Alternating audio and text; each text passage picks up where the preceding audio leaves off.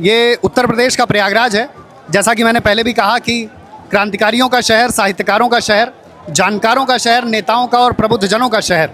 तो इस शहर में हज़ारों सैकड़ों छात्रों का जमघट हो चुका है। इस शहर की एक महत्वपूर्ण जगह पत्थर गिरजा घर पर। और आज 25 जुलाई 2026 की तारीख है। एक तरफ दिल्ली में छात्र हैं, दूसरी तरफ पटना, लखनऊ, बम्बई, कोलकाता और अब प्रयागराज में भी छात्र हैं। तो छात्रों के जमघट के बीच कुछ छात्राएं भी हैं जिनकी कुछ बातें हैं, जिनकी कुछ मांगे हैं। तो सबसे पहले आपका नाम क्या है? मेरा नाम दिव्यांशी कश्यप है जी। और मैं यहीं की निवासी हूँ, प्रयागराज की। और मुझे ये है कि मतलब आप जितने भी एग्ज़ाम कराते हैं, नीट ही पेपर नहीं, आपने अभी तक जितने भी एग्ज़ाम कराए आप किसी में सफल नहीं हुए। सारे पेपर लीक हुए आपके, सारे पेपर, कुछ प्रकाश में आए और कुछ प्रकाश में नहीं आए। तो हम लोग क्या बच्चे, मतलब हम जो स्टूडेंट्स हैं, हमें आंदोलनकारी बोला जा रहा है और हमें प्रदर्शनकारी बोला जा रहा है। तो हम प्रदर्शनकारी कहाँ से हैं? हम तो अपनी बात रख रहे हैं, वो भी शांतिपूर्ण ढंग से रख रहे हैं। और इस तरीके से दिल्ली जंतर मंतर पे बच्चों पे बर्बर लाठियां चार्ज की गई, इसका जिम्मेदार कौन है? ऐसा नहीं है कि उन्हें चोट नहीं लगी या वहाँ पे लोग मरे नहीं, तो इसकी जिम्मेदारी कौन लेगा? भाई मोदी सरकार, मैं ये कहना चाहूँगी कि सबसे इनरिस्पॉन्सिबल गवर्नमेंट है। सब जगह पेपर, ऐसा नहीं है कि किसी सरकार में, मैं किसी सरकार की तरफ से नहीं हूँ कि मतलब मुझे कांग्रेस पे बहुत ज़्यादा फेथ है, मुझे ऐसा नहीं है कुछ भी। लेकिन हाँ, ये है कि जो बात सच है सो है। आप सच्चाई मानिए, आप अपनी गलती स्वीकार करिए। अगर आप उस लायक नहीं हैं तो हाँ, आप इस्तीफा दीजिए। आप इस्तीफा देने के ही लायक हैं। अच्छा, जब इस वीडियो को देश के तमाम लोग देखेंगे, अलग अलग हिस्सों में रहने वाले लोग देखेंगे, तो शायद उन्हें ये अंदाज़ा नहीं होगा कि इलाहाबाद के छात्रों की जो तासीर है, जो मिजाज है, वो थोड़ा अलग है। जी। यहाँ के छात्र इलाहाबाद विश्वविद्यालय के हों या किसी भी शिक्षण संस्थान के हों, ये इस शहर का एक मिजाज है और यहाँ आने वाला छात्र इस शहर के मिजाज में ढल जाता है। जी। तो और आप लोगों का एक चुनौतीपूर्ण संघर्ष भरा हर दिन होता है। सर, चुनौतीपूर्ण संघर्ष हर स्टूडेंट की जिंदगी में होता है। ये केवल प्रयागराज के स्टूडेंट्स की लाइफ नहीं, जैसे आप लोग अपनी रूटीन को, दिनचर्या को ब्रेक करके आए होंगे। ब्रेक करके आए हैं, सारी चीज़ें हमारी भी रिस्पॉन्सिबिलिटी। ऐसा नहीं है कि हम यहाँ पे आके अगर धरना कर रहे हैं, अपनी बात रख रहे हैं तो हम फालतू हैं। हमारी रिस्पॉन्सिबिलिटी नहीं है। हमारे भी बूढ़े माँ बाप हैं घर पे, उन्हें भी कितनी उम्मीदें हैं। आज हमारी 25-26 साल एज हो रही है और आप कोई अकाउंटेबिलिटी नहीं ले रहे हैं, ना शिक्षक भर्ती आ रही है। हाँ, इतने साल से 2018 में मैंने वीडियो का एग्ज़ाम दिया था, उसके बाद दोबारा री एग्ज़ाम आपने 2023 में लिया। ये बताइए कितने बच्चे ओवर एज हो रहे हैं, उसकी जिम्मेदारी कौन लेगा? इतने लड़कियों के साथ इतने जघन्य अपराध हो रहे हैं, रेप हो रहा है हर रोज, इसकी जिम्मेदारी किसकी है? कोई भी इनसे बात पूछो, कोई भी, अगर आप सत्ता में है ना, आप जवाब देंगे। आपकी जवाबदेही बनती है, ना कि कांग्रेस की। अच्छा, जैसे दिल्ली में प्रदर्शन हुआ, अब प्रयागराज में हो रहा है, तो आप लोगों को क्या लगता है कि इस, जैसे दिल्ली में छात्रों ने एक स्ट्रॉन्ग मैसेज दिया, उनका एक स्ट्रॉन्ग स्टैंड था, भले उन्होंने लाठी खाई। ये सत्याग्रह है जी। डोंट कॉल दिस प्रदर्शन, दिस इज नॉट प्रदर्शन। और हम लोग प्रदर्शनकारी नहीं है, हम लोग छात्र हैं और ये सत्याग्रह है, सत्य के लिए आग्रह है। आप इतने कठोर हैं, आप इतने क्रूर हैं कि आप किसी की बात ही नहीं सुनना चाहते हैं, आप अपनी गलती नहीं एक्सेप्ट करना चाहते हैं। What is this? नहीं, मैं इस बात से सहमत हूँ कि छात्रों का गुस्सा जायज़ है।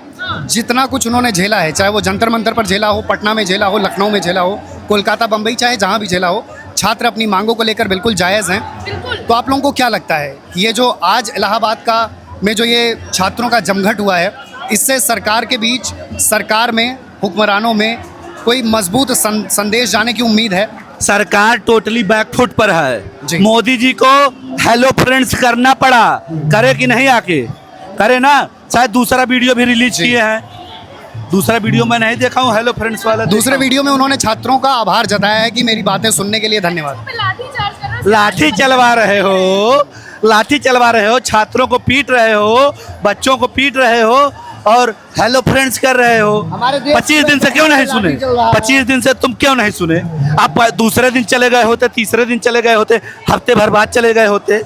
सोनम वांगचुक जी को, जो देश के शिक्षाविद हैं, साइंटिस्ट हैं, देश के लिए अच्छा कर रहे हैं, उनको सफ़ेद कपड़े में जैसे कफन में मुर्दा ले जाया जा रहा है, इस तरीके से घसीट के ले जाया जाता है। अगर ले जाना था, डिटेन करना था, कम से कम सही तरीके से किया जाता। चलिए, आप कार्यवाही करते, जो करते छात्रों पे करते, वो हम लोग देख लेते। हम लोगों को जेल में जाने से डर नहीं लगता। हमारा नाम सुनील केसरवानी है। मैंने आर के आंदोलन में हमको 3 दिन क्राइम ब्रांच STF उठा के ले गई थी। हम लोगों को जेल जाने से डर नहीं लगता, लाठी खाने से नहीं लगता। उत्तर प्रदेश लीक सेवा आयोग बन गया था, आरओ का पेपर लीक, तमाम प्रकार के पेपर लीक। आप क्या कहते हैं 4 साल बाद टेट का पेपर ले रहे हैं, पीजीटी की वैकेंसी फॉर्म भरवा लिए हैं, 5 साल बाद पेपर करा रहे हैं, 4 साल बाद पेपर कर। छात्र परेशान है ना, हर साल वैकेंसी। वो आतंकवादी है जो इनके खिलाफ बोल रहा है, जो सच बोल रहा है, और वो एक चीज़ बता दूं, ये लोग कह रहे हैं कि कुछ लोग जय भीम जय नीम का नारा दे रहे हैं। भैया जय भीम का नारा क्यों न दिया जाए, क्योंकि उन्हीं की बदौलत खड़े हैं। उन्होंने ही संविधान बनाया, उन्होंने राइट टू इक्वलिटी दिया, राइट टू प्रोटेक्शन दिया, राइट टू फ्रीडम दिया, right to freedom of speech दिया। कौन दिया? डॉक्टर बाबा साहब भीमराव अम्बेडकर ने दिया, कॉन्स्टिट्यूशन लिखा। नहीं तो ये सोचिए इस देश के हालात क्या होते। ये लोकतंत्र का इतना हनन कर चुके हैं, लोकतंत्र को लीक तंत्र बना चुके हैं ये। मैं एक चीज़ कहना चाहूँगा, धर्मेंद्र पंचायत को डायपर तो बहुत लीक करता है।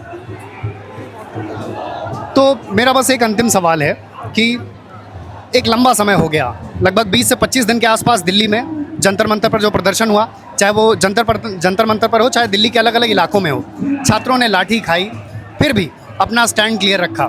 लेकिन इस्तीफे को लेकर अभी भी सरकार ने तीसरे राउंड की बातचीत के बाद ये कहा है कि उन्हें 1 दिन का समय और चाहिए। तो आप लोगों को क्या लगता है कि सरकार कोई सख्त कदम उठा पाएगी? आज का जो आंदोलन है 25 तारीख को, ये पूरे हिंदुस्तान में हो रहा है, हर जगह हो रहा है। ऐसा नहीं है कि प्रयागराज में हो रहा है, दिल्ली में हो रहा है, छोटे छोटे शहरों में हो रहा है और हर जगह हो रहा है। आज तो इलाहाबाद में क्या कहते हैं जितनी भीड़ है, इतनी शायद 10 साल बाद इतनी भीड़ हो रही है। इसके पहले केवल आरओ आंदोलन में इतने छात्र उतरे थे, उसके पहले कभी इतने छात्र नहीं उतरे। आप सोचिए ना, छात्रों में कितना रोष है।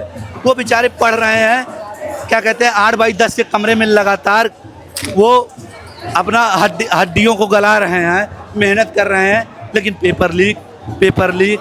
और पेपर किसको मिल रहा है?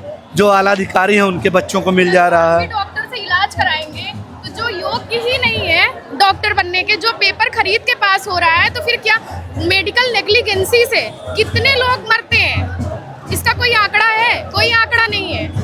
जब डॉक्टर ही योग्य नहीं होंगे तो फिर हम किसके पास जाएंगे? इनका सवाल ये है कि सरकार कोई ठोस कदम उठा पा रही है कि नहीं। अगर वो अपने दिमाग से नहीं कर पा रही, हम बता तो रहे हैं ना इस्तीफा दे दो।